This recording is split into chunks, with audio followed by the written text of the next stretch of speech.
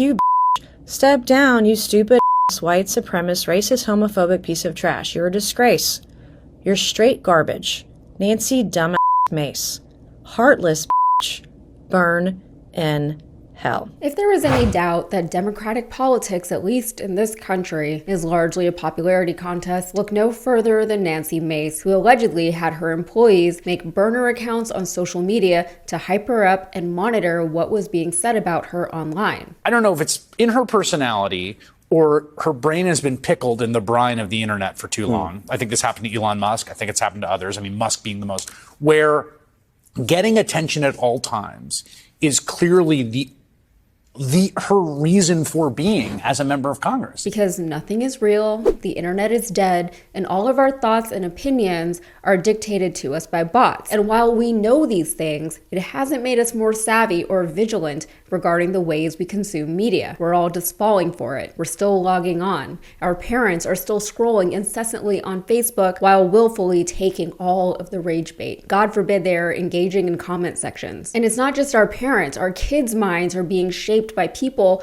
who should be well outside of their spheres of influence. And us, we're probably not as good at filtering through misinformation and disinformation as we like to think we are. And I don't for a second believe that Nancy Mace, the congresswoman from South Carolina, is the only one doing this kind of thing. She just got caught doing it. Any politician who wants to stay a politician honestly should be doing this kind of thing, because public perception is more than half the battle when it comes to being a public servant. Politicians are the original thought leaders, and the good ones know that social proof is worth its weight in gold. If some people like something and accept it, then other people are more likely to find validity within that thing. Donald Trump learned long ago that if he just keeps repeating the same thing over and over again, whether or not it's true, whether or not it even is sensical, people will not only repeat it themselves, but they'll start to believe it. They will accept it as truth and fact. So anyway, Nancy Mace is, according to her, a coder, but she couldn't quite figure out how to hack the social algorithm to get people to like her, I guess. And yes, I do realize those are two different things, but what a commentary that is on our world today. That if you're not a likable person, you can just force yourself on people enough to where they at least get used to seeing you everywhere. She reportedly demanded that her employees make multiple burner accounts to post positively about her, even if the positive things weren't true, and to defend her against naysayers and monitor the things that were being said about her. Several staffers have spoken out about their experiences working with Mace under these conditions. One former staffer told Wire, "I never saw her coding, ever." That clears things up, I guess, although people can do lots of things while not performing those particular tasks at their job, so I will give her a pass on this one. But another former staffer lamented that their time was inefficiently spent boosting Mace's online profile. "We were congressional staff, and there were actual things we could be doing to help the constituents." Wesley Donahue, whose firm was hired to consult on Mace's 2022 and 2024 re-election campaigns, said of Mace in 2023, "You need to know that Nancy Mace is quite the..." When I use the word nerd or geek, it's always favorable, but a computer nerd or a computer geek. She programs her own bots. She sets up Twitter burner accounts. This is kind of a thing she does. She sits all night on the couch and programs bots because she's very, very computer savvy. She controls her own voter database. She programs a lot of her own website. She programs Facebook bots and Instagram bots and Twitter bots. It's what she does for fun. Donahue's firm eventually fired Mace as a client, with Donahue stating, "I don't have time for her constant egotistical bull and drama in my life." Beyond these allegations, Mace has seemingly done the most to maintain relevance in today's social and political climates. She went from being a never-Trumper to being a Trumper. I assume she did this at least in part because she wanted proximity to popularity. Also, she recently pulled a stunt where she showed a nude photo of herself during a House subcommittee hearing. I'm assuming she did this in an effort to take back her story from a man who sought to bring her down. Maybe she wanted to create a feminist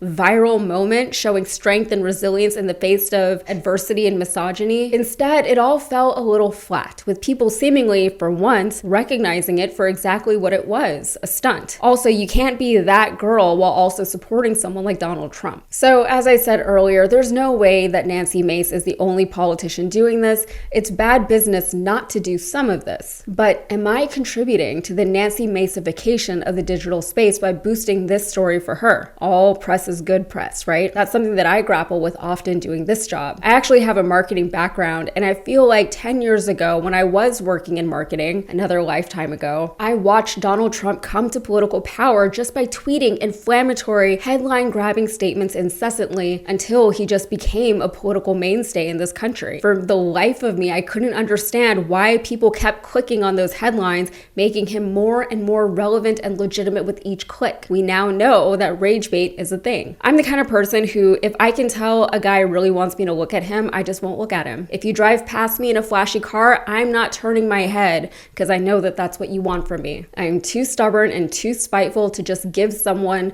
that which they so obviously and desperately need to feed their ego, and I'm not going to be a part of their effort to externally inflate their own self-worth. Like, do that on your own time. But I do this job. Where is the line between engaging in public discourse or informing the public and platforming individuals and stories that we'd all be better off without? If no one talks about Nancy Mace, then Nancy Mace goes away. But social media today, and really the overall online landscape, is by definition a game where more eyes on you is a requirement for success. And trust me, doing this job, I know that. I can focus on the content all I want, but the views are what matter. You can't have one without the other. I never actually sought to be a public figure, by the way, not like this at least, but at some point in my career doing work like this, putting myself on camera and on YouTube, which is terrifying, by the way, simply became the necessary next step. And I love this job, and I'm so grateful that I get to do work like this. But for me to do this job, I have to maintain some pretty strict boundaries online. If you follow me on social media, you know that I don't have much of a presence there. And maybe my career would be in a different place if I did post more. But I would rather live more of my actual life than be glued to my phone all day. But that's a personal choice that I made a long time ago, and I don't blame people for trying to maximize their reach online, because ultimately that reach is money and power and influence. That money and power and influence can open a lot of doors for people, and maintaining and growing that online presence is a worthwhile endeavor when it can mean you're raking in millions of dollars and you're getting the keys